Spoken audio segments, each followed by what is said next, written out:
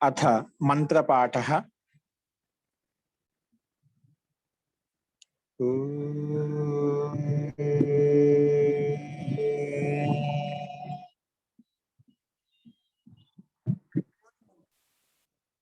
सहनाववतु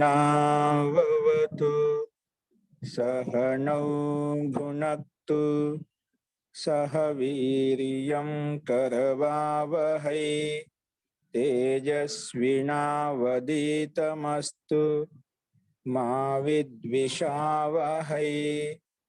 ओम शांति शांति शांति।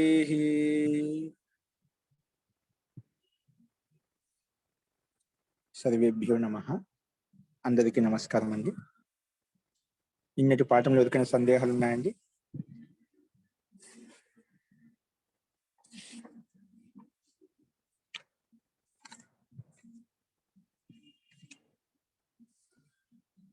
అస్తు ప్రకృతం అంశరామః. 49వ అభ్యాసంలో ఉన్నటువంటి బహురీ సమాసం చెప్పుకుంటున్నాం మనం. బహురీ సమాసం కూడా 3 రకాలు చెప్పాము. ఒకటి సమానాధికరణ బహురీ సమాసము, సహార్థకంలో సమాసం ఉంటుంది. ఒకటి వ్యధికరణ సమాసం అంటే వ్యధికరణ బహురీ సమాసం.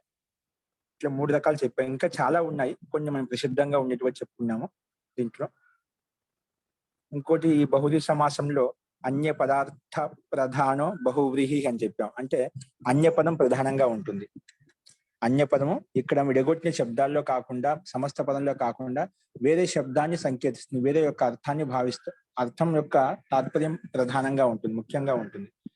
కాబట్టి అన్య పదార్థ ప్రధాన బహువ్రీహి సమాసం అని చెప్పాము. ఇంకోటి ఈ బహువ్రీహి సమాసంలో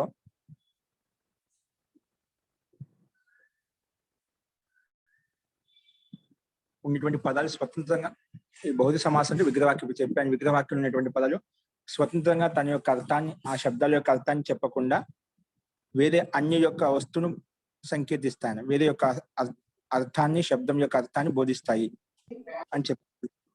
ఇంకోటి మనం బహువ్రీహి సమాసాన్ని గుర్తించాలి అంటే యత్ శబ్దంలో ఉండేటువంటి పదాలు వస్తాయి. అంటే క్రమంగా 7 విభక్తుల నుంచి వస్తాయి. యం, ఏన, యస్మై, యస్య, యస్మాత్, యస్మిన్. ఇలాగా ఎక్కడ ఉన్నా కూడా అది ఖచ్చితంగా బహువ్రీహి సమాసం అని చెప్పి మనం ఐడెంటిఫై చేయాలని చెప్పాను. ఖచ్చితంగా బహువ్రీహి సమాసం అంటే ఈ శబ్దాలతోనే మనం విగ్రహ వాక్యం తీస్తామంట. అదే సందర్భంలో కొంచెం చెప్పుకున్నాం మనం. దానికి ముఖ్యంగా బహువ్రీహి సమాసానికి 3 రకాలు చెప్పుకున్నాం ప్రభేదాలు. అందులో సమానాధికరణం అంటే మేము చూసాము. దాంట్లో మొట్టమొదటి సమానాధికరణం అంటే ఏం చెప్పానంటే, ముందుగా 2 పదాల్లో ఒకే విభక్తి ఉంటుంది. 2 పదాల్లో ఒకే విభక్తి ఉంటుంది అని చెప్పాను. 2 పదాల్లో ఒకే విభక్తి ఉంటుంది. ఓకే, దానికి ఎగ్జాంపుల్ ఏం చెప్పానంటే, దీనికి ఒక తాత్పర్యం చెప్పాను. 2 పదాల్లో ఒకే విభక్తి ఉంటుంది. ఇంకా అన్య పదార్థంలో ఉన్నటువంటి కర్తను వదిలిపెట్టి, అన్య పదార్థం యొక్క కర్తను వదిలిపెట్టి కర్మ, కర్ణం, సంప్రదానం, అపాదానం, అధికరణలో కూడా మనకు దీన్ని సమాసం చూడవచ్చు అని చెప్పారు. దానికి ఎగ్జాంపుల్ నేను చెప్పాను. మొట్టమొదటి కర్మకు సంబంధించి ఎగ్జాంపుల్స్ లో ప్రాప్తం, ఉదకం, యం సహ ప్రాప్తోదక అని చెప్పాం. ప్రాప్తమైంది ఉదకం అంటే నీరు, ఏ గ్రామానికైతే, సహ ప్రాప్తోదక గ్రామ, ప్రాప్త ఉదక ప్రాప్తోదక అయిపోయింది. సో ఆ గ్రామాన్ని ప్రాప్తోదక గ్రామ, ఆ గ్రామాన్ని ఈ పేరుతో పిలుస్తామంట. అంటే ఈ ప్రాప్తోదక అనే సమస్త పదం ఈ పదం యొక్క అర్థాన్ని చెప్పకుండా ఈ పదంతో ఆ పదాన్ని సంకేతిస్తాం. అంటే ఇది విశేషణం అయిపోయింది. అది గ్రామం అనేది విశేష్యం అయిపోయింది. గ్రామం విశేష్యం అయిపోయింది, ఇది విశేషణం అయిపోయింది. అందుకే ప్రాప్తోదకో గ్రామ అని చెప్పాను. తర్వాత ఇదే విధంగా కథనంలో కూడా హతాహ శత్రువ ఏన స హత శత్రు, ఇక్కడ శత్రువులు చంపబడ్డారు ఎవరి చేత అయితే, ఎవరి ద్వారా అయితే, అతని హతశత్రువు అంటాం. హతశత్రువు అనేది ఈ పదంలో ఆ కర్త లేడు, కాకపోతే పదం హతశత్రువు అంటే చంపిన వ్యక్తి ఎవరైతే ఉన్నదో అతని తీసుకోవాలి మనము. అతని హతశత్రువు అంటాము. అంటే అన్య పదం వేరే, అంటే వేరే యొక్క తాత్పర్యం ఈ శబ్దంతో ఇది విశేషణము. హతశత్రువు రాజా, హతశత్రు ఇంకెవరైనా సైనిక, ఎవరైనా కావచ్చు, సేనాపతి. ఆ ఎవరైతే ఉన్నదో ఆ వ్యక్తితో ఈ విశేషణం కింద పనిచేస్తుంది, అది విశేష్యం కింద పనిచేస్తుంది. కాబట్టి ఆ రకంగా చూసుకోవాలి.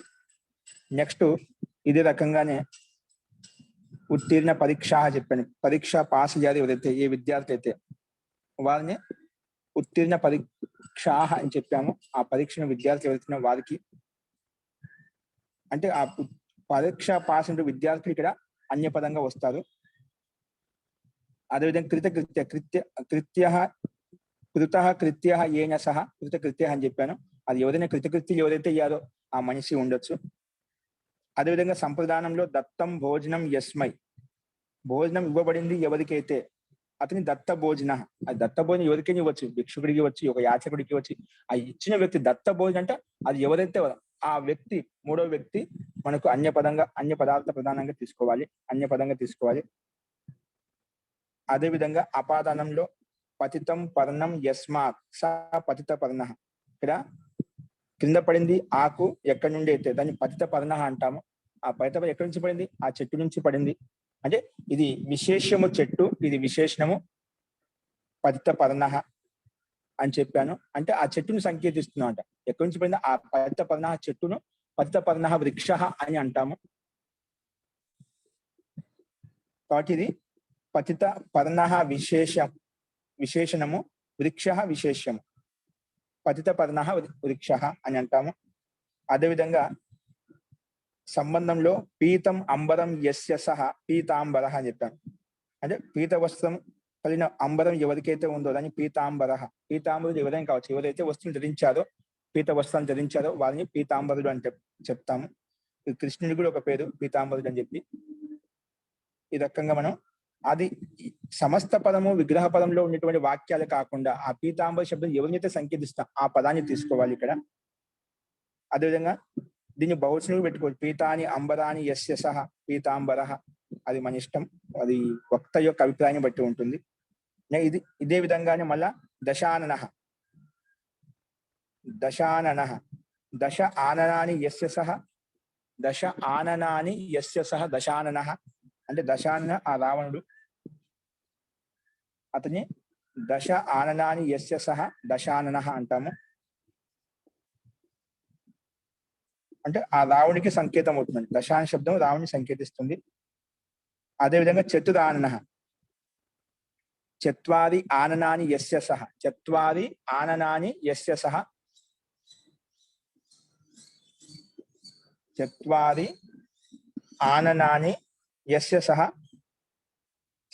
చతురానన. అంటే 4 ముఖాలు కలిగిన వ్యక్తి ఎవరైతే ఉన్నారో అతనికి, అది బ్రహ్మాకే కాబట్టి మనం ఉల్లేఖిస్తాం, కాబట్టి బ్రహ్మ అని అర్థం చేసుకోవాలి ఇక్కడ. అదేవిధంగా చతుర్ముఖ, చత్వారః ముఖాః యస్య సహ చతుర్ముఖ, ఇక్కడ చతుర్ముఖం కలిగిన వాడు ఎవరైతే ఉన్నారో వారిని తీసుకోవాలి. పద్మయోని యస్య సహ పద్మయోని, ఇది పద్మకమలం నుండి ఉత్పన్నమైనటువంటి వ్యక్తి ఎవరైతే ఉన్నారో అతని పద్మయోని అని చెప్పి చెప్తాము. ఈ రకంగా మనము సమానాధికరణలో ఉన్నటువంటి కర్తను వదిలిపెట్టి కర్మ, కరణం, సంప్రదానం, అపాదానం ఇత్యాదిలో మనం ఎగ్జాంపుల్ చూసాము. ఇప్పుడు ఇందులో ఇంకెవరికైనా సందేహం ఉంటే చెప్పండి.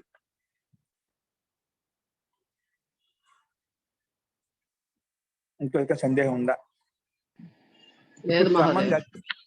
ఇప్పుడు కిందనే క్రమంగా ఇంకొక ఎగ్జాంపుల్ రాసుకోండి. క్రమంగా ఒక్కోదానికి ఒకటి. ఇప్పుడు కర్మకు ఎగ్జాంపుల్ చెప్పాను కదా, దానికి సంబంధించే ఇంకొక ఎగ్జాంపుల్ క్రమంగా చెప్తాను, కింద రాసుకోండి, పర్వాలేదు. అర్థమవుతుంది మనకి. విగ్రహవాక్యాన్ని బట్టి ఇది కర్మకు సంబంధించిందా, కరణానికి సంబంధించిందా, సంప్రదాయానికి సంబంధించిందా మనకు అర్థమవుతుంది. రాసుకోండి. ప్రాప్త రథ ఇది మనకు సమస్త పదం. దాని విగ్రహవాక్యం వస్తుంది ప్రాప్తః రథః యం. ప్రాప్తః రథ అంటే ప్రాప్తమైన రథం ఏ గ్రామానికైతే వచ్చిందో దాన్ని ప్రాప్త రథః అంటాం. ప్రాప్త రథః గ్రామః.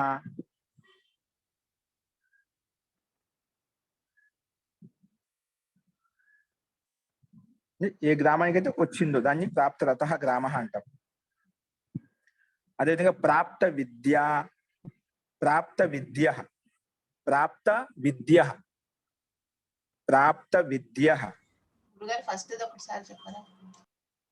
ప్రాప్తః రథః యం గ్రామం.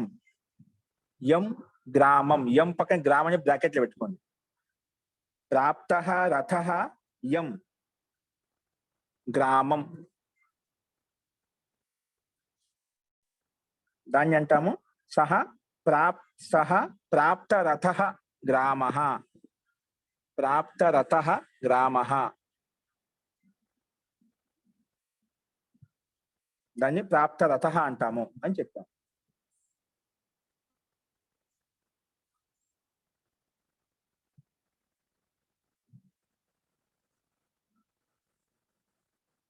నెక్స్ట్ ప్రాప్త విద్యః.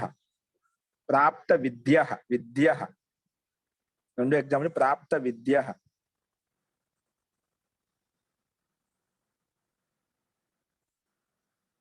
ప్రాప్త విద్యః ఇదేమొస్తుంది ఎగ్జాంపుల్? విద్యా శబ్దము ఉంది కాబట్టి ప్రాప్త విద్యా యం. ప్రాప్త విద్యా యం. ఇక్కడ ఏదైనా ఛాత్రుడు తీసుకోవచ్చు. విద్యా ప్రాప్తమైన ఏ ఛాత్రుడికి అయితే, ఏ మనిషికి అయితే, ఎవరైనా కావచ్చు.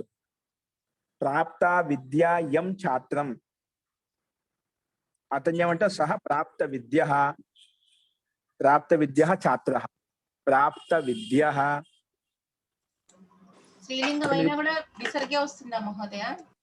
ఇక్కడ విసర్గం అంటే లోపిస్తుందండి, హ్రస్వం అవుతుంది. ఎందుకు అవుతుందంటే విద్యానే ఉండాలి కాబట్టి దీనికి మనకు సమస్త పదంలోకి వచ్చేసరికి ఆ దీర్ఘం అనేది గోస్త్రియో రూప సర్జనస్య అనే సూత్రం ప్రకారం విద్యా అనేది హ్రస్వంగా మారిపోతుంది. గోస్త్రియో రూప సర్జన అనేది హ్రస్వం కింద మారిపోతుంది. అర్థం అదే ఉంటుంది, కాకపోతే రూపంలో హ్రస్వం వస్తుంది, ఆ శబ్దంలో హ్రస్వం వస్తుంది. గోస్త్రియో రూప సర్జనస్య అనే అష్టాధ్యాయ సూత్ర నియమం ప్రకారంగా. ఓకేనా? క్షమ్యత మహోదయ, ఇక్కడ విగ్రహవాక్యంలో ప్రాప్త విద్య సహా రాదా అండి? ఏంటండి? ప్రాప్త విద్య యస్య సహా రాదా విగ్రహవాక్యంలో? ఇది ద్వితీయాకి సంబంధించి చెప్తున్నా అండి.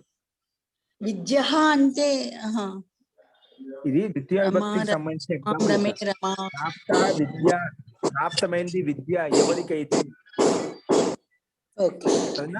సంబంధించిన ఎగ్జాంపుల్. ఓకే, అందుకే అతను ఏమంటాం యం ఛాత్రం అని చెప్పాం. ప్రాప్త విద్య యం, యం ద్వితీయ భక్తి ఇక్కడ. యం ఛాత్రం, ఏ ఛాత్రునికైతే విద్య ప్రాప్తమైందో అతన్ని సహ ప్రాప్త విద్య అంటాం. ప్రాప్త విద్య.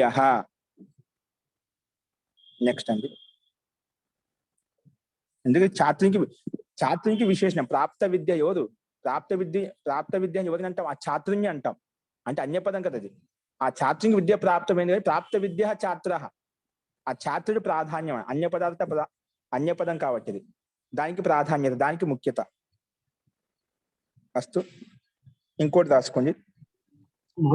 సూత్రం చెప్పారు, పాణిని సూత్రం. గోస్త్రియో రూప సర్జనస్య. గోస్త్రియో, గో శబ్దం. గోస్త్రియో స్త్రీ శబ్దం కదా ఇది. గో శబ్దం కానీ స్త్రీ శబ్దం కానీ ఉంటేనే ఉపసర్జనకి హ్రస్వం అవుతుందని చెప్తుంది. గోస్త్రియో రూప సర్జనస్య. రూప సర్జనస్య. గోస్త్రియో రూప సర్జనస్య. ఇది 2:2:48 సూత్రం అండి. 2వ అధ్యాయం 2వ పాదం 48వ సూత్రం.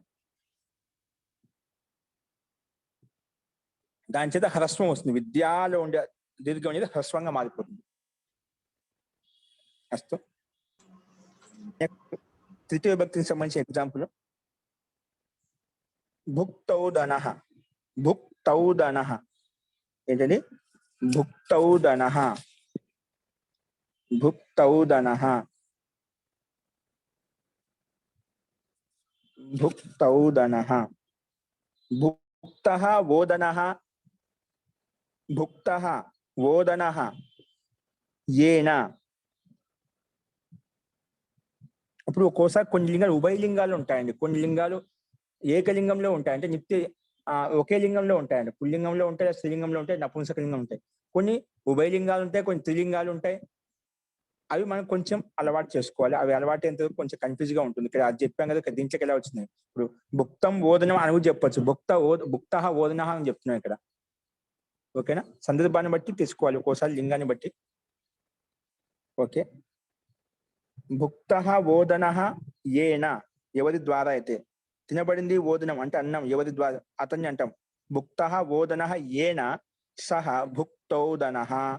భుక్త ప్లస్ ఓదన, ఇక్కడ వృద్ధి సంధి అయిపోయి భుక్తౌదన అయిపోయింది. భుక్త ప్లస్ ఓదన భుక్తౌదన. భుక్తౌదన పురుష, అది ఎవరైతే తిన్నారో. భుక్త ఓదన ఏన, ఏ పురుషుడైతే తిన్నాడో అతన్ని. ఇక్కడ భుక్తౌదన పురుష, ఆ పురుషుడు ఇక్కడ మనకు ముఖ్యమైన వాడు, విశేషణము ఇది భుక్తౌదన అని చెప్పి. నెక్స్ట్ హుత హోమ. హుత హోమ, హుత హోమ, ఇది సమస్త పదం అండి. దీని విగ్రహవాక్యం ఎలా ఉంటుంది? హుత హోమ ఏన, హుత హోమ ఏన. హుత అంటే చేయబడింది, ఏంటి? హోమం చేయబడింది. హోమం అంటే యజ్ఞం, యజ్ఞం చేయబడింది. ఏన సహ హుత హోమ. ద్విజ అంటే బ్రాహ్మడు, ద్విజ అంటే బ్రాహ్మడు కావచ్చు, క్షత్రియుడు కావచ్చు, వైశ్యుడు కావచ్చు, ఏదైనా కానీ ఎవరైతే చేశారో అతని హుత హోమ. హోమం చేసిన వ్యక్తిని హుత హోమ అంటాం. ఆ వ్యక్తిని, ఆ బ్రాహ్మణుని పెట్టుకోవచ్చు, ద్విజ పెట్టుకోండి, ఎవరైనా వచ్చేస్తారు. హుత హోమ ద్విజ. హుత హోమ ఏన సహ హుత హోమ, అతన్ని హుత హోమ అంటాం. ఈ రకంగా. నెక్స్ట్ చతుర్థికి సంబంధించి రాసుకోండి. దత్తా భిక్షా ఏన. దత్త ముందు సమస్త పదం రాసుకోండి. దత్త భిక్ష, దత్త భిక్ష, దత్త భిక్ష,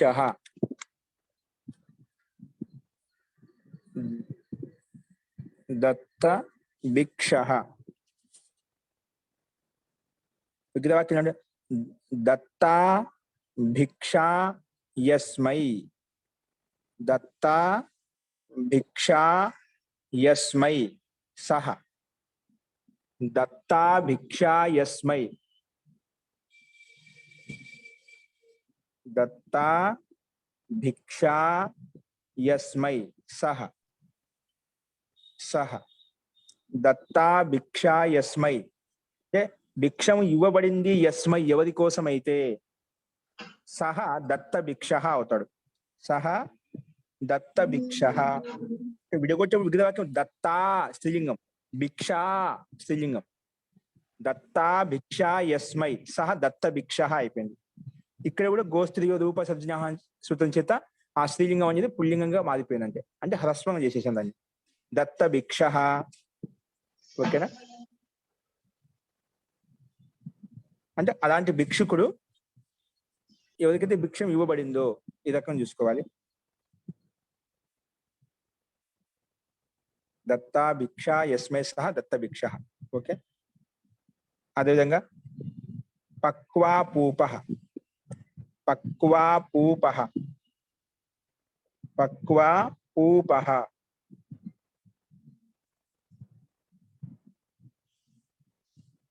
పక్వా పూప, పక్వా పూప. ఇది సమస్త పదము. దీనికి విగ్రహవాక్యం పక్వాహ అపూపాహ యస్మై, పక్వాహ అపూపాహ యస్మై సహ, పక్వాహ అపూపాహ యస్మై, పక్వాహ అపూపాహ యస్మై సహ. అంటే పక్వాహ అపూపహ అంటే పక్వమయ్యాయి, అపూహ అంటే అటుకులు అంటాం కదా, అపూప అంటే అటుకులు. అంటే పక్వమయ్యాయి అంటే అవి చేశామన్నమాట, దాన్ని వండాము. పక్వాహ అపూపాహ, పక్వమైంది అటుకులు పక్వమయ్యాయి. యస్మై ఎవరి కోసమైతే, అంటే అటుకులు చేస్తాం కదా ఎవరి కోసమైతే, అది పక్వాహ అపూప యస్మై ఎవరి కోసమైతే సహ పక్వా పూపహ అతిథి, అతిథి ఎవరు వచ్చారో వారి కోసం తయారు చేశామన్నమాట. పక్వా పూపహ అతిథి, అతిథి బ్రాకెట్లు పెట్టుకునే అది విశేష్యము.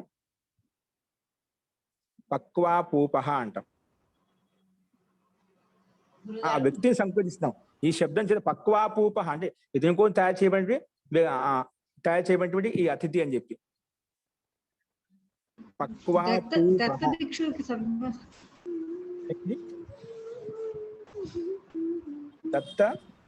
దత్త భిక్షువుకి చెప్పలేదు ఇది. ఏం చెప్పింది? దత్తా భిక్ష యస్మై సహ దత్త భిక్ష చెప్పాం కదా.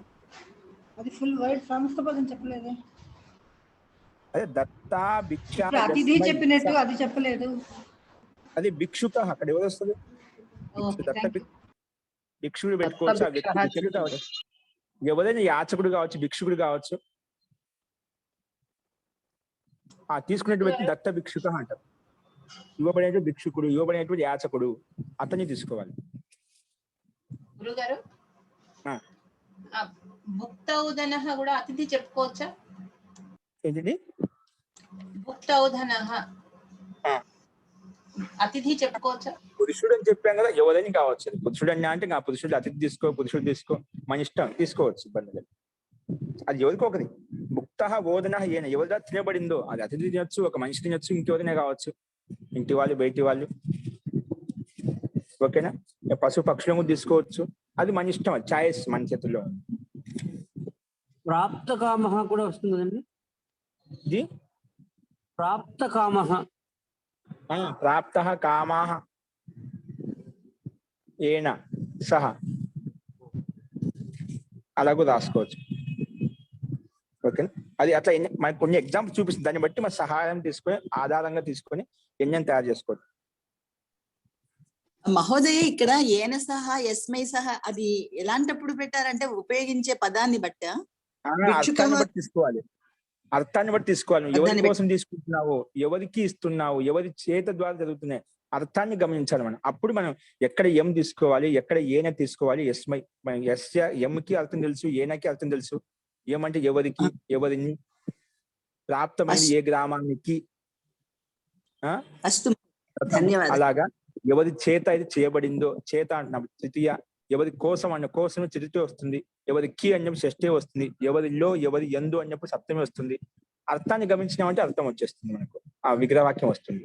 జీ శాస్త్రి గారండి, ప్రభాకర్ శాస్త్రి గారు. సార్ చెప్పండి సార్. ఏదో అడుగుతున్నారు. అడగలేదు సార్, అడగలేదు. ఓకే అండి.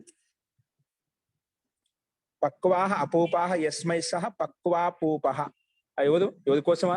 ఆ పక్వం అంటే అటుకులు చేయబడ్డాయో ఆ వ్యక్తి పేరు, ఆ అతిథిని పక్వాపూపహ అతిథి అంటాం.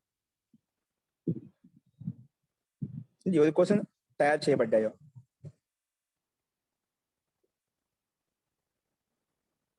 ఓకే అండి. దీనికి పక్వాపుక వేరే అర్థాలు కూడా, మాల్పోవా అంటాం. మాల్పోవా అని ఇక్కడ మన సైడ్ చేయరు, కొన్ని ఒక స్వీట్ పదార్థం అంటాం. అస్తు పంచమీభక్తి సంబంధించి రాసుకోండి.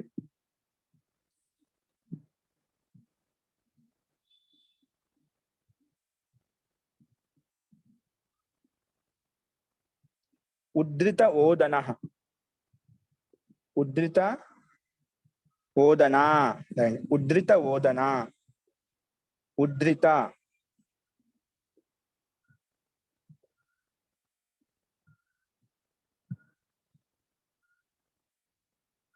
ఓదన. ఉద్ధృత తీయబడింది, ఉద్ధృత ఓదన ఇది సమస్త పదం. దీనికి విగ్రహవాక్యం రాసుకో. ఉద్ధృత ఓదనాకి విగ్రహవాక్యం నా దీర్ఘం, హ్రస్వం దీర్ఘం అండి. ఉద్ధృత ఓదన అనేది ఇప్పుడు రాసుకోండి.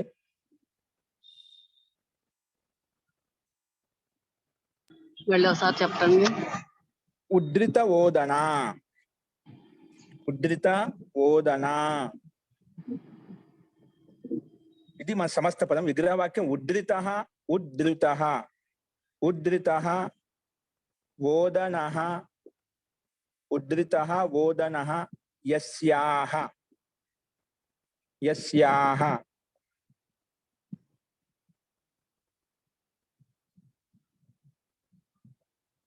స్త్రీలింగ శబ్దం తీసుకున్నాం. ఉద్ధృత ఓదనాహ యస్యాహ అని ఏ స్త్రీకి అయితే తీయబడిందో. ఉద్ధృత ఓదన అంటే ఓదనం తీయబడింది ఎవరి కోసం అయితే అట్లా. ఉద్ధృత ఓదన తీయబడింది, ఓదనం అంటే అన్నం. యస్యాహ ఎవరికి అయితే, సా స్త్రీలింగ శబ్దం తీసుకున్నారు. సా ఉద్ధృతోదనా స్థాళీ.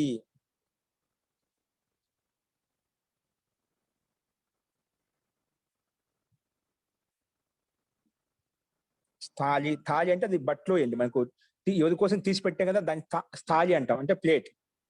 ఏదానికి తీయబడిన దాని స్థాళి స్త్రీలింగం కాబట్టి ఉద్ధృత ఓదనా స్థాళీ అని చెప్తాం.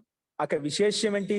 విశేషం స్థాళి శబ్దం స్త్రీలింగంలో ఉంది కాబట్టి దాన్ని బట్టి మనకు ఇక్కడ వచ్చిన విశేషణం కూడా స్త్రీలింగం పెట్టుకున్నాం, ఉద్ధృత ఓదనా అనే పెట్టుకున్నాం ఇక్కడ. కాబట్టి మనకు ఏ శబ్దం అనేది విశేష్యం ఏంటది, పుల్లింగంలో ఉందా, స్త్రీలింగంలో ఉందా, నపుంసక లింగంలో ఉందా, దాన్ని బట్టి మన సమస్త పదాన్ని అదే లింగంలో పెట్టుకోవాలి. ఉద్ధృత ఓదనా స్థాళీ అంటే బట్టలు, ఈ బట్టలు అంటే పాత్ర, పాత్ర విశేషం. గురుగారు ఒక్కసారి చెప్పరా? ఉద్ధృత ఓదనః యస్యాః, ఉద్ధృత ఓదనః యస్యాః. ఎవరికి, ఎవరి కోసం అయితే. ఎవరి కోసం అంటే ఇప్పుడు షష్ఠి వస్తుంది కదండి, ఇది పంచమి కాదు కదా? పంచమి కాదు, ఇది పంచమి అండి, ఇది పంచమి. యస్యాః ఎవరికి, ఎవరి కోసం అంటే అర్థాన్ని బట్టి అలా ఎవరి కోసం చెప్పాను. ఇక్కడ ఉద్ధృత ఓదనః యస్యాః,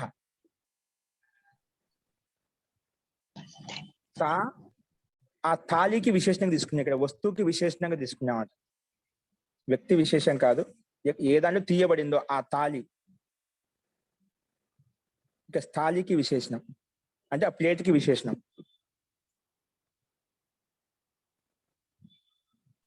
తీయబడింది మహోదయ, ఎవరి అంటే ఎవరి కోసం అయితే ఎందులో అయితే తీయబడిందో, ఎందులో అయితే ఆ అన్నము తీయబడింది, ఉద్ధృత ఓదన చెప్పిన తీయబడింది ఎందులో అయితే. థాళీకి విశేషం చెప్పి ఉద్ధృత ఓదన స్థాళి అని చెప్తున్నాను. తీయబడింది అన్నం ఏ ప్లేట్ లో అయితే ఆ ప్లేట్ ఉద్ధృత స్థాళి, ఆ స్థాళికి ఉద్ధృత ఓదన ఏ ప్లేట్ లో అయితే, ఏ పాత్రలో అయితే ఉద్ధృత స్థాళి అని అంటున్నాం ఇక్కడ, అంటే పాత్ర విశేషం. ఉద్ధృత ఓదన స్థాళి అర్థం ఏంటి గురుగారు?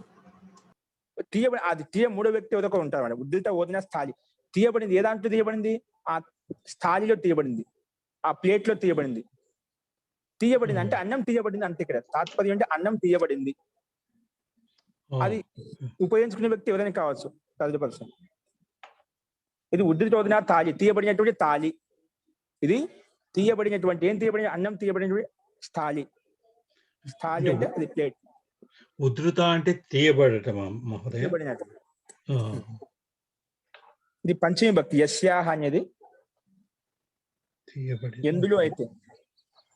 అర్థాన్ని బట్టి మనం ఎవరి ఎక్కడి నుండి అయితే తీయబడింది, ఎక్కడి నుండి అయితే అలా అర్థం తీసుకోవచ్చు. ఎవరి కోసం తీయబడిందో అంటే మూడో వ్యక్తిని తీసుకుంటున్నాను అక్కడ. ఇక్కడ డైరెక్ట్ గా తీయబడింది ఏ దానిలో అయితే అలా చెప్పాలి. ఎక్కడి నుండి అయితే థాళిలో తీయబడింది కదా, కాబట్టి అర్థానుసారంగా మనకి స్పష్టత కోసం ఎందులో అయితే అది తీయబడిందో అని తీసుకోవాలి. ఉద్ధృత ఓదనః యస్యాః, ఏ థాళిలో అయితే, ఏ థాళి అంటే ఏ ప్లేట్ లో అయితే అది ఉద్ధృత ఓదన అని అంటాం. ఓకే, ధన్యవాదాలు మహోదయ. నెక్స్ట్ నిస్సారిత నీరః. నిస్సారితః నీరః, నిస్సారితః, నిస్సారితః.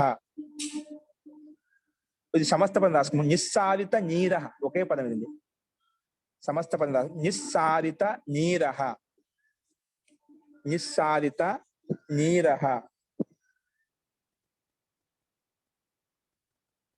నిస్సారిత నీరః. ఇప్పుడు రాసుకుంటుంది విగ్రహవాక్యం ఎలా చేస్తాను.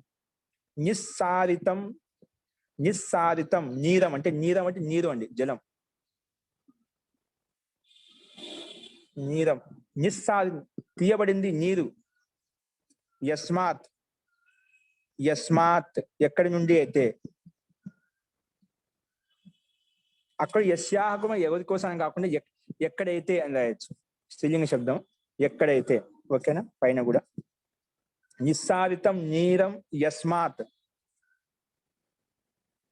నిస్సారితం నీరం, నీరం అంటే నీరు, జలం.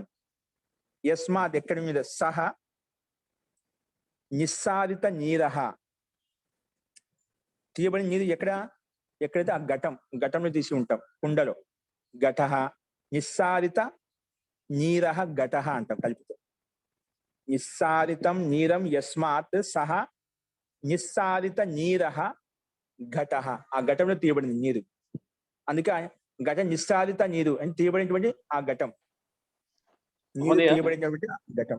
జీ ఇది నుండి అని చెప్పొచ్చు కదా, అంటే ఎక్కడి నుంచి తీసామో, ఏ పాత్ర నుంచి తీసామో అని. ఎక్కడి నుంచి గడ జిస్మే, ఎక్కడి నుంచి ఏమని చెప్పారు మీరు? ఎక్కడి నుంచి తీసామో అని అనొచ్చు కదా అంటున్నాను. యస్మాత్ అంటే నిస్సారిత నీరం అని ఉంది కదా, యస్మాత్ అంటే ఎక్కడి నుంచి. అలాంటి కుండ ఎక్కడి నుంచి అయితే నీరు తీయబడిందో చెప్పచ్చు. అదే ధన్యవాదాలు. అంటే ఇందులో దాన్ని నిస్సారిత నీరహ ఘటః అని చెప్తాం. కుండలోకి తీయబడింది కదండి మహోదయ, కుండలోకి తీయబడింది, కుండలో నుంచి తీయబడింది కాదు. కుండలోకి తీయబడింది. కుండలోకి తీయబడింది కాబట్టి పంచమీ విభక్తి. ఓకే మహోదయ. ఇవి మనకు ఈ రకంగా పంచమీ విభక్తి చెప్పాను. షష్ఠీ విభక్తి సంబంధించి కొంచెం చూద్దాం. విగ్రహవాక్యం మళ్ళీ ఒకసారి చెప్పరండి. యస్మాత్ నీరం నిస్సారితం. నిస్సారిత నీరహ అని సమస్త పదం మొట్టమొదటి చెప్పాను. దాని విగ్రహవాక్యము నిస్సారితం నీరం. నిస్సారితం నీరం.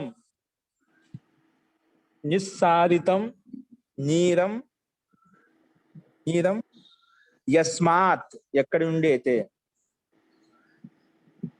సహ నిస్సారిత నీరహ అంటాను కలిపితే సమస్త పదం. నిస్సారిత నీరహ పక్కన ఇక్కడ ఎందుకు తీయబడి ఘటః. అలాంటి గడ ఎందుకైతే ఎక్కడి నుండి అయితే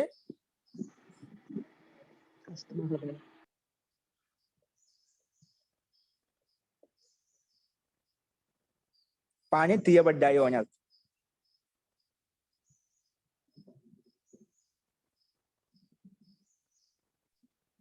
నిస్సారిత నీరహ ఘటః. మహోదయ దేనిలో నుంచే నీరు తీరిబడిందో అదే కదండి అర్థం. అంటే అలాంటి కుండ ఎందులో నుంచి అయితే పాని తీయబడ్డాయో ఆ గడను నిస్సారిత నీరహ ఘటః అంటున్నాం. అలాంటి కుండని ఏమంటున్నాము? ఎందులోంచి పాని తీయబడ్డాయో, నీరు తీయబడిందో దాన్ని నిస్సారిత ఘటః అని చెప్తున్నాం. ఓకేనా?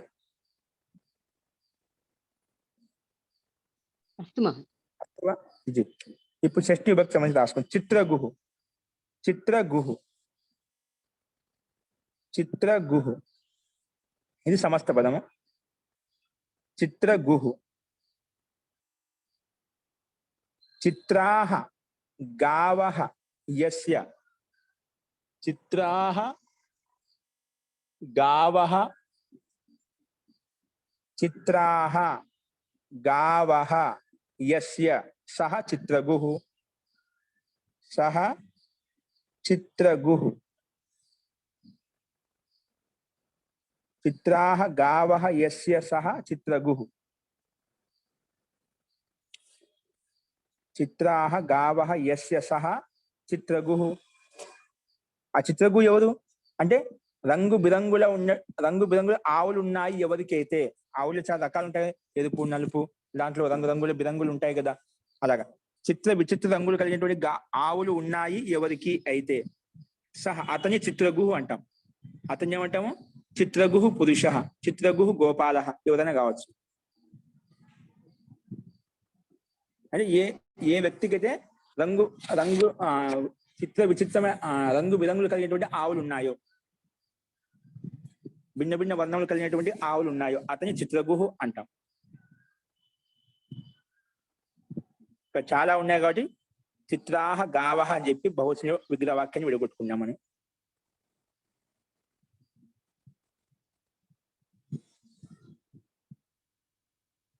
ఓకే అండి. Next example దిగంబరః. దిగంబరః దిగంబరః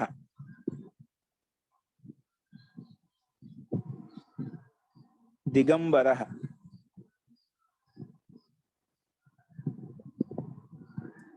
దిగంబరః.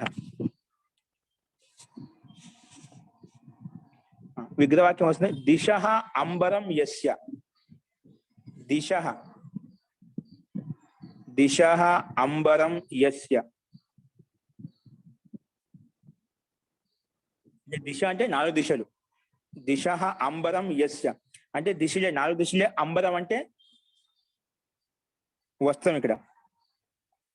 అంటే దిశలే ఈ 4 దిశల్నే అంబరం అంటే వస్త్రంగా భావించి ఎవరైతే ఉంటామని దిగంబరః అంటాం. దిశః అంబరం యస్య. దిశః అంబరం యస్య సహ దిగంబరః.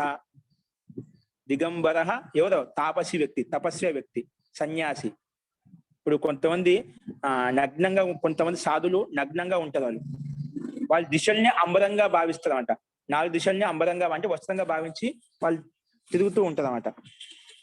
అంటే ఎటువంటి మోహ మాయ లేకుండా వాళ్ళు 4 దిశల్ని ఆ రకంగా భావించి, అంటే ఎటువంటి వాళ్ళకు వ్యామోహం లేదు కాబట్టి అటువంటి వాళ్ళు అలాగా ఉండగలుగుతారు. అందరికీ సాధ్యం కాదు ఇది. అందుకే దిశః అంబరః యస్య స దిగంబరః. దిగంబరుడు ఆ తపస్వి వ్యక్తి, తాపసి వ్యక్తి లేదా సన్యాసి ఎవరైతే ఉన్నా అటువంటి వ్యక్తి, తాపసః వ్యక్తి.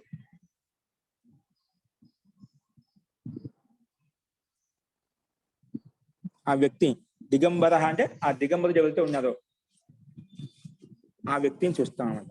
ఆ వ్యక్తిని మనం అన్యపదంగా తీసుకోవాలి. ఓకే. నెక్స్ట్ సప్తమి భక్తి కొన్ని రాసుకోండి, 2 రాసుకోండి. ఇప్పుడు వీరాహ పురుషాహ యస్మిన్ గ్రామే వీర పురుషో గ్రామం అని చెప్పాను. అలాగే శిక్షితాహ కన్య, శిక్షిత కన్య రాయండి. శిక్షిత కన్య, శిక్షిత కన్య, శిక్షిత కన్య, శిక్షిత కన్య, శిక్షిత కన్య. ఇక్కడ విగ్రహం వస్తుంది శిక్షితాహ కన్యాహ యస్మిన్ గ్రామే. ఇది అది తీసుకోవచ్చు. అక్కడ వీర పురుషుడు అని చెప్పి బాగా చదువుకున్నటువంటి గ్రామం.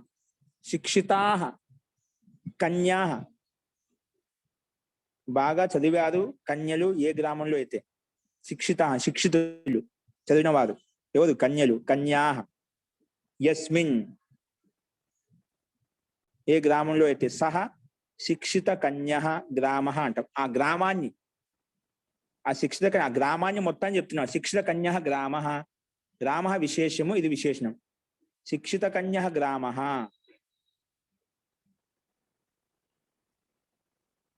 ఆ కన్యలు చెప్పడం లేదు, ఆ గ్రామం ఏదైతే ఆ గ్రామాన్ని సంకేతిస్తున్నాం అన్నమాట. శిక్షిత కన్యః గ్రామః. అలాంటి గ్రామం ఎక్కడైతే కన్యలు బాగా చదువుకున్నారో.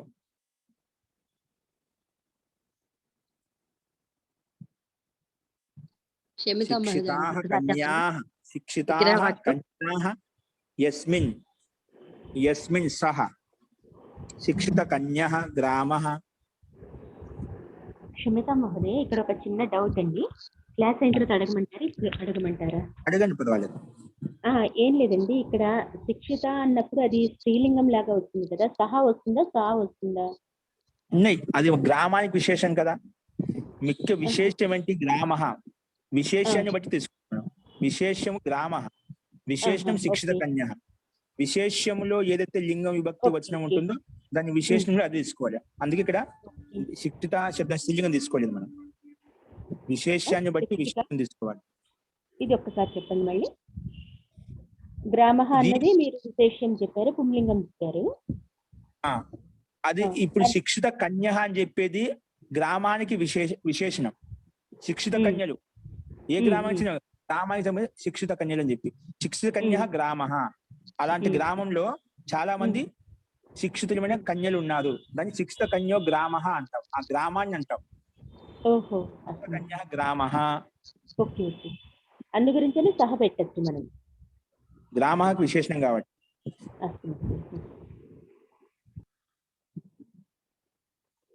సహ గ్రామ. ఏ గ్రామ? శిక్షిత కన్య గ్రామ అని పేరు దానికి. మహోదయ జీ ఓ ప్రశ్న చెప్పండి. అండి. ఇక్కడ శిక్షిత కన్య గ్రామ అన్నారు. శిక్షిత కన్య భవనం అని కూడా అనొచ్చునా? మన ఇష్టం అండి. ఇంకా భవనం మీద పెట్టుకోవచ్చు, ఇబ్బంది లేదు. భవనం అంటే పెట్టుకోవచ్చు, నగరం మహోదయ పెట్టుకోవచ్చు. ఈ సమాసం యాక్చువల్ గా గ్రామానికి కానీ భవనానికి కాదు. అంటే కన్యలకు ఏమి సంబంధం లేదు నిజంగా చెప్పాలంటే. గ్రామానికి అంటే ఎక్కడున్నాయో అక్కడికే అన్నదే అర్థం అవుతుందా? అట్లే అది పేరు చేయడం పెట్టుకోవచ్చు, గ్రామం చెప్పుకోవచ్చు. ఇప్పుడు నగరం పెట్టుకోవచ్చు, దాని ఉంది. అంటే శిక్షిత కన్య అనేది ఒక విశేషణమే కానీ విశేషం కాదు. అది కాలేజ్ కి కూడా చెప్పుకోవచ్చు కదా మహోదయ. కాలేజ్ ఏదైనా విద్యాలయ విద్యాలయ పాఠశాల విద్యాలయం పాఠశాల. శిక్షిత కన్యా యస్మిన్ విద్యాలయే సహ శిక్షిత కన్యా విద్యాలయ చెప్పుకోవచ్చు, ఎన్నేం పెంచుకోవచ్చు. ఫర్ ఎగ్జాంపుల్ ప్రసిద్ధంగా ఉంది ఒకటి చెప్పామంటే ఏదని చెప్పుకోవచ్చు. అట్లా అదే మహోదయ, ఇది విశేషణమే కానీ అంటే విశేషణం వీరికి విశేషణం ఒంటరిగా ఉండండి. ఎప్పుడైనా విశేషాన్ని ఆశ్రయించి ఉంటుంది.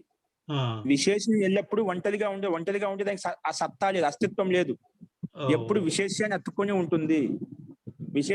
విశేషం ఉంది కాబట్టి దానికి విశేషణానికి అస్తిత్వం, దానికి ఒక అర్థం ఉంటూ ఉంటుంది. అని దాన్ని వేరు చేసి చూడొద్దు. దాన్ని శ్వేతత్వం అంటాం, శ్వేత వస్త్రం అంటాం.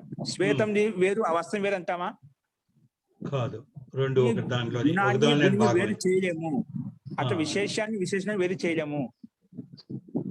వేరు చేసినామంటే దానికి స్వతంత్ర అస్తిత్వం ఉంటే వేరు చేయగలుగుతాం. స్వతంత్ర అస్తిత్వం ఉంటే వేరు చేయగలుగుతాం. మరి దిగంబరగా అంటే దిగంబరగా ఈశ్వర అనే చెప్పాలి. ఎప్పటికీ దిగంబర యతి సన్యాసి, దిగంబర తపస్వి, ఈశ్వరుడు గారు. అంటే ఈశ్వరుడిని కూడా దిగంబరుడు అంటారు కదండి మహోదయ. అలాగే ఎవరు చెప్పారండి? ఈశ్వరునికి ఆకారం లేదు, దిగంబర ఎందుకంటాం? అందుకే దిక్కులు మాత్రమే ఈశ్వర నిరాకార ఈశ్వర, సాకార ఈశ్వర నాస్తి. అది అనుభవ గమ్య విషయం అండి ఈశ్వరుడు. అర్థమైంది మహోదయ. లింగాలు ఉండవు ఆయనకి. 3 లింగాలు అంటే మనుషులకే లింగాలు, వ్యక్తికి లింగాలు ఉండవు. ఆయన అసలు ఆకృతి లేదు, ఆయనకి లింగాలు ఎందుకు వస్తాయి? నిజమే మహోదయ. ఆయన సదా ఎల్లప్పుడూ ఉంటాయంట. ఆయనకి తావు పుట్టుకలు ఉండవు, అన్నమాట. అర్థమైంది మహోదయ, ధన్యవాదాలు. కాలానికి అతీతం, భూతకాలం, వర్తమాన కాలం, భవిష్యత్ కాలం అని చెప్పి కాలానికి అతీతుడు కాడు ఆ పరమేశ్వరుడు. అవును మహోదయ. మనకున్నాయి కానీ ఇది భూతకాలం, వర్తమానం, ఎల్లప్పుడూ సదా ఉంటాడు, నిరంతరంగా ఉంటాడు అన్నమాట. అందుకే ఈశ్వరుడు అంటాం. ఈ 3 వస్తువులు, ఈశ్వరుడు, జీవాత్మ, ప్రకృతి, ఈ మూడు పదార్థాలు అనాది, ఎల్లప్పుడూ ఉంటాయి. ఇప్పుడు ఈ కాలంలో ఉన్నాయి, సృష్టి కాలం అయిపోయిన తర్వాత మళ్ళీ ఎక్కడికి వెళ్ళిపోతే అట్లేం లేదు, ఎల్లప్పుడు నిరంతరంగా ఉంటాయి. మనం జీవాత్మ సుప్తావస్థకి వెళ్ళిపోతాం, మనకు నష్టం కాం, సుప్తావస్థకి వెళ్ళిపోతాం. ఒక ప్రక్రియ ఉంది అది, సృష్టి కాలం, సృష్టి ప్రళయ కాలం అని చెప్పి. ఏంటంటే ధన్యవాదాలు మహోదయ. ఎవరు అంటున్నారు? అదే అడుగుతున్నారండి. నస్వరః ఈశ్వరః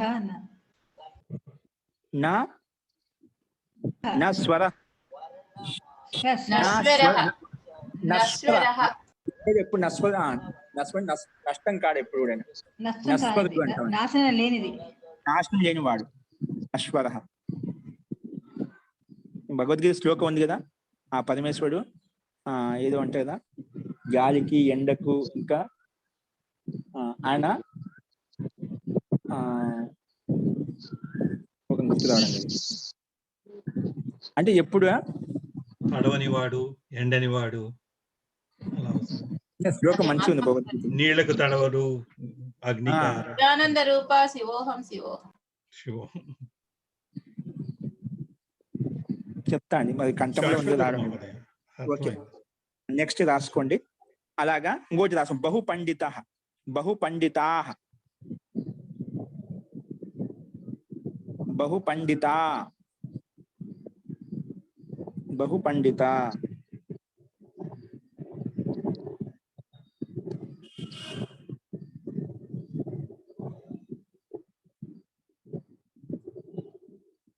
బహు పండిత, ఇదండి సమస్త పదం. బహవః పండితాః యస్యాం, యస్యాం నగర్యాం సంతి, నగరీలో, నగరి అంటే నగరి, ఇది స్త్రీలింగ శబ్దం అండి. బహువః పండితాః,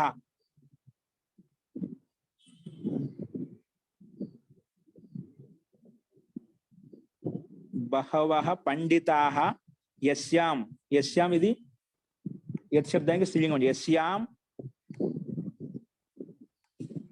యస్యాం అంటే యస్యాం నగరియాం అంటే ఏ నగరంలో అయితే, నగరీలో అయితే, నగరీ శబ్దం స్త్రీలింగం కాబట్టి నదీ శబ్దానికి సమానంగా యస్యాం. చాలా మంది పండితులు ఉన్నారు ఏ నగరంలో అయితే, నగరీలో అయితే, నగరీలో అయితే. సా బహు పండిత నగరి అంటాం. సా ఇక్కడ సా పెట్టాం ఎందుకంటే నగరీ శబ్దం స్త్రీలింగం కాబట్టి ఇక్కడ విశేషణం కూడా సా పెట్టుకున్నాం చూడండి. అట్లా విశేష్యం ఏదైతే ఉందో ఆ విశేషాన్ని బట్టి సర్వనామ శబ్దం కూడా వస్తుంది. బహవః పండితాః యస్యాం సా బహు పండితా నగరి. అలాంటి నగరం ఎందులైతే చాలా మంది పండితులు ఉంటారో దాన్ని బహు పండితా నగరి అంటాం. బహు పండితా నగరి.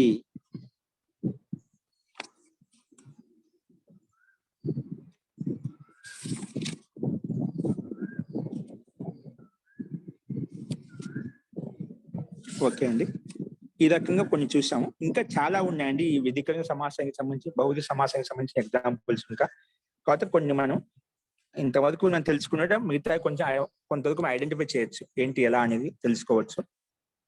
ఫస్ట్ కొంచెం క్లారిటీ వచ్చింది అనుకుంటాను. ఇంకా మీకు ప్రయోగాలను బట్టి తెలుస్తుందండి. ఫస్ట్ సమానాధికరణ బహుళి అంటే అధికరణ రెండుకి సమానంగా ఒకటే విభక్తి ఉంటుంది. మనకు పూర్వపదం ఉత్తపదం ఒకటే విభక్తి, సమాన విభక్తి చూస్తున్నాం అన్ని చోట్ల, విడగొట్టిన చోట్లలో కూడా. మళ్ళీ అది సర్వనామ శబ్దాన్ని బట్టి ఎక్కడ ఏ రకంగా అర్థాన్ని చెప్తున్నాం ఆ అర్థాన్ని బట్టి మనం ఇక్కడ తీసుకున్నాం.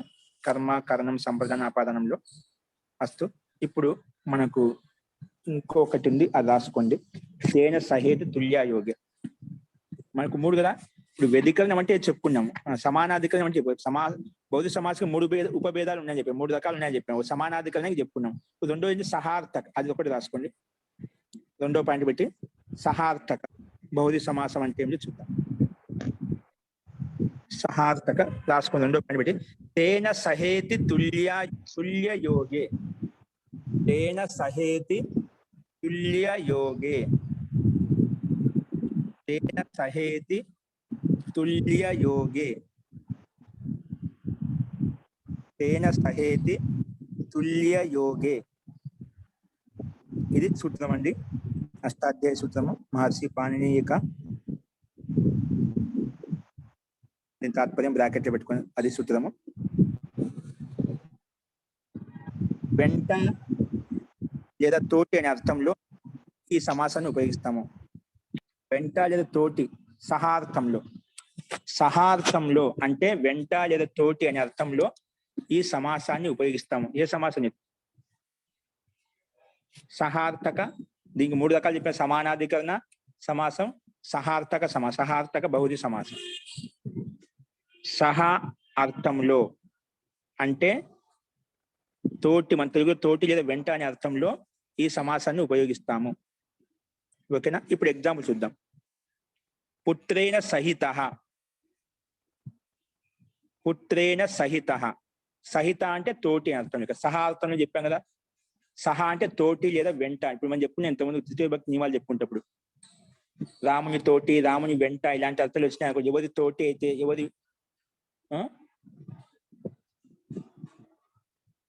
సహార్థంలో తృతీయ భక్తి వస్తుందని చెప్పామట, తోటి వెంట ఇలాంటి అర్థాల్లో. ఓకేనా? అందుకే పుత్రేణ సహిత, పుత్రేణ సహిత ఈజ్ ఈక్వల్ టు సపుత్ర. పుత్రేణ సహిత సపుత్ర. సహిత శబ్ద స్థానంలో మన సాభావం వచ్చిందండి. సహిత అనే పదాన్ని విగ్రహవాక్యంలో సహిత అని పెట్టుకుంటాం, సమస్త పదంలో సహిత శబ్దం సాగా మారిపోతుంది. అందుకే సపుత్ర. పుత్రేణ సహిత సపుత్ర అంటే పుత్రిని తోటి. సపుత్ర ఆగతవాన్, సపరివార ఆగతవాన్ అంటుంటాం. ఓ సకుటుంబ అంటే కుటుంబ పరివారం మొత్తం వచ్చేసారు. సపరివార ఆగతవంత అంటే కుటుంబం మొత్తం వచ్చారు ఆ రకంగా. కుటుంబేణ సహిత సకుటుంబ. ఇంకోటి రాసుకోండి, పుత్రేణ సహిత సపుత్ర రాశారు కదా. ఇంకోటి అసలు కుటుంబేన సహిత సకుటుంబ, కుటుంబేన సహిత సకుటుంబ, కుటుంబేన సహిత సకుటుంబ అంటే కుటుంబం మొత్తం అంట, కుటుంబం తోటి వచ్చారనమాట. కుటుంబేన సహిత సకుటుంబ, కుటుంబం తోటి అని అర్థం. అదేవిధంగా సానుజహ, సానుజహ అంటే అనుజేన సహ సానుజహ. అనుజ అంటే అన్న, అన్నతోటి. సానుజహ ఆగతం అని, వాళ్ళ అన్నతోటి వచ్చాడు, సానుజహ అంటాం. అనుజేన సహ, సరే తమ్ముడు తమ్ముడని, తమ్ముడని తమ్ముడు. అనుజ, అగ్రజ అంటే అన్న, అనుజ అంటే తమ్ముడు. అనుజేన సహ సానుజహ. నెక్స్ట్ అగ్రజ,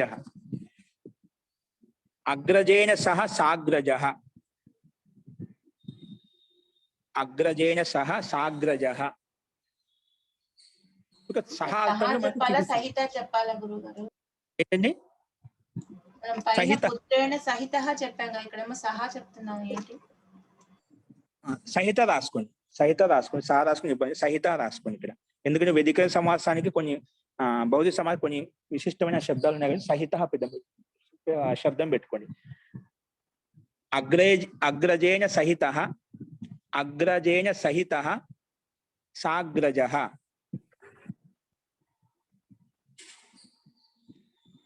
అగ్రజేన సహిత సాగ్రజ. అదేవిధంగా సవినయం, వినయేన సహిత సవినయం, వినయేన వినయపూర్వకంగా అంటాం కదా, వినయేన సహిత, ఓ వినమ్ర సహ, వినయపూర్వకంగా ఆహ్వానిస్తున్నాడు, నమస్కరిస్తున్నాడు అలాంటి అర్థంలో. వినయేన సహిత సవినయ, వినయేన సహిత సవినయ. సవినయం పెట్టని, వినయం ఎక్కువగా ఉపయోగిస్తాను నపుంసకంలో. వినయేన సహిత సవినయం, వినయేన సహిత సవినయం. నెక్స్ట్ ఇక్కడ ఆదరేణ సహిత, ఏంటండి? వినయేన సహితం అని వస్తుందా, సహిత అనే వస్తుందా? సహిత సమస్త పదంలోకి వచ్చి మారిపోతుంది. ఎందుకంటే ఆ సమస్త పదం రెండు కలిసిన దాని పదంతో మళ్ళీ సు తీసుకొస్తాం, సు తీసుకొచ్చి మళ్ళీ అమ్మ అవుతుంది. ఓకేనా? ఆదరేణ సహిత సాదరం, ఆదరేణ సహిత సాదరం, ఆదరేణ సహిత, ఆదరపూర్వకంగా అంటారా, ఆదరేణ సహిత సాదరం, సాదరం. అదేవిధంగా అనురోధేన సహిత సానురోధం. ఓ అనురోధం చేస్తున్నా అంటుంటాం. అనురోధేన సహిత సానురోధం, సానురోధం.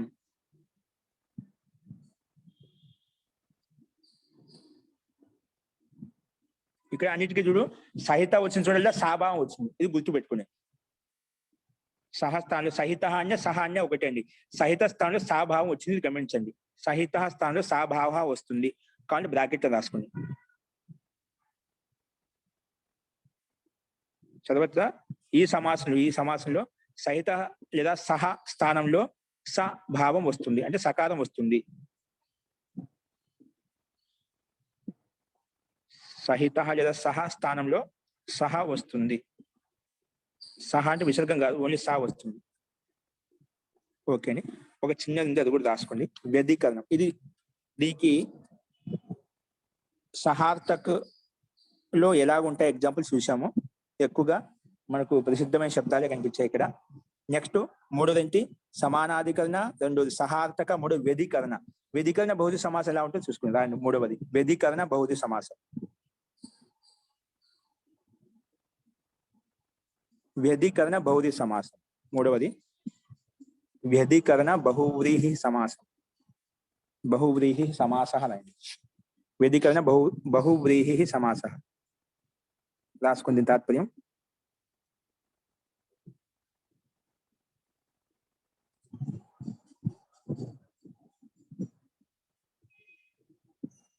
రెండు పదాల్లో ఎక్కడైతే రెండు పదాల్లో రెండు పదాలలో అంటే పూర్వపదం ఉత్తర పదం అండి. భిన్న భిన్న విభక్తి ఉన్నప్పుడు రెండు పదాలలో భిన్న భిన్న విభక్తి ఉన్నప్పుడు భిన్న విభక్తి అంటే పూర్వపదంలో భిన్న విభక్తి ఉంది, ఉత్తర పదంలో భిన్నమైన విభక్తి ఉంది. అట్లా భిన్న విభక్తి ఉన్నప్పుడు దాన్ని వ్యధికరణ బహువ్రీహి సమాసం. వ్యధికరణ బహువ్రీహి అంటాము. సమానాధికరణం చెప్పాను. రెండు పదాల్లో ఒకే విభక్తి ఉంటుంది కదా, సమానాధికరణం అని చెప్పాం. ఇక్కడ ఏమంటున్నాం? వ్యధికరణంలో ఆ రెండు పదాల్లో భిన్న విభక్తి ఉంది కాబట్టి వ్యధికరణం అంటున్నాం. దానికి తేడా తెలిసిందా? అది సమాన విభక్తి ఉంది కాబట్టి సమానాధికరణం అని చెప్పాం. భిన్న విభక్తి ఉంది కాబట్టి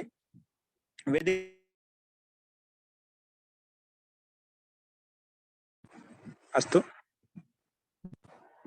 రాసుకునే రెండు పదాల్లో భిన్న విభక్తి ఉంటే దాన్ని వ్యధికరణ బహువ్రీహి అంటాము. వ్యధికరణ బహువ్రీహి అంటాము. ఇప్పుడు ఎగ్జాంపుల్ రాసుకోండి. ఎగ్జాంపుల్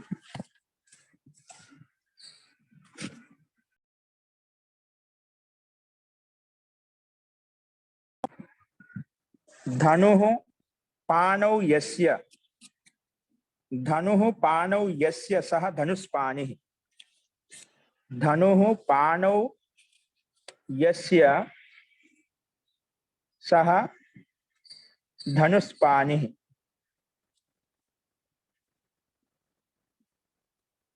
ధనుః పాణౌ యస్య సహ ధనుష్పాణిః.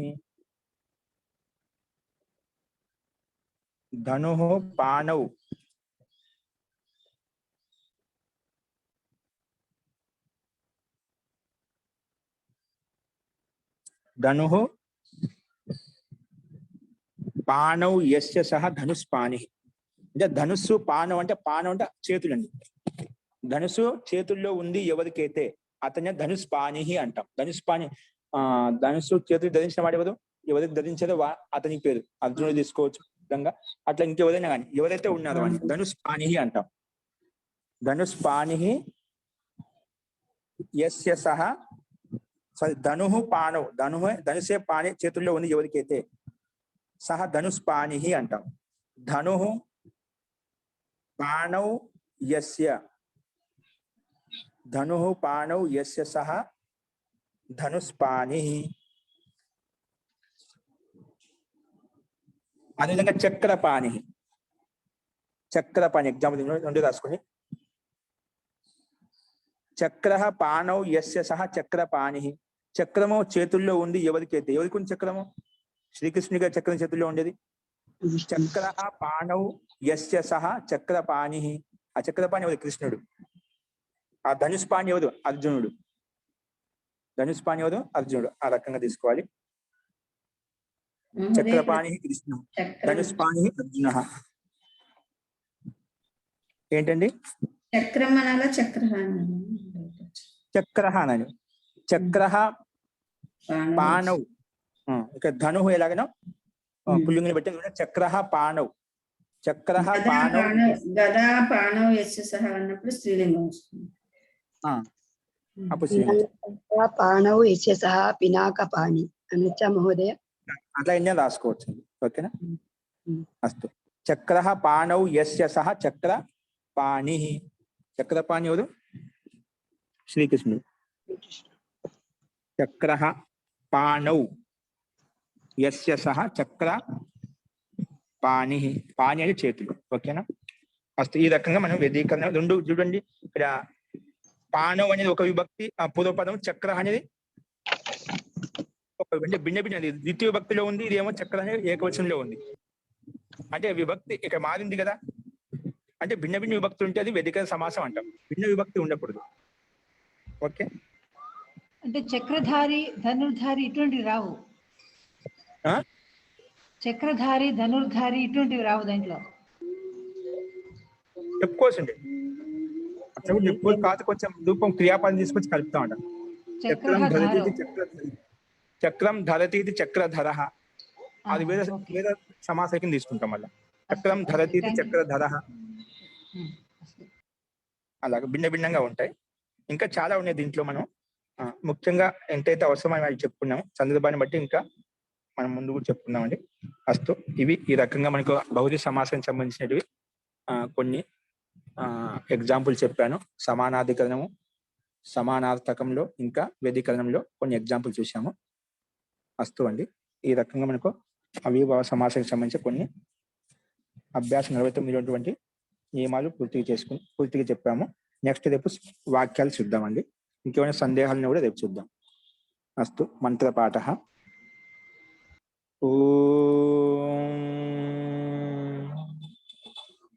సర్వే భవంతు సుఖినః, సర్వే సంతు నిరామయాః, సర్వే భద్రాణి పశ్యంతు, మా కశ్చిత్ దుఃఖభాగ్ భవేత్.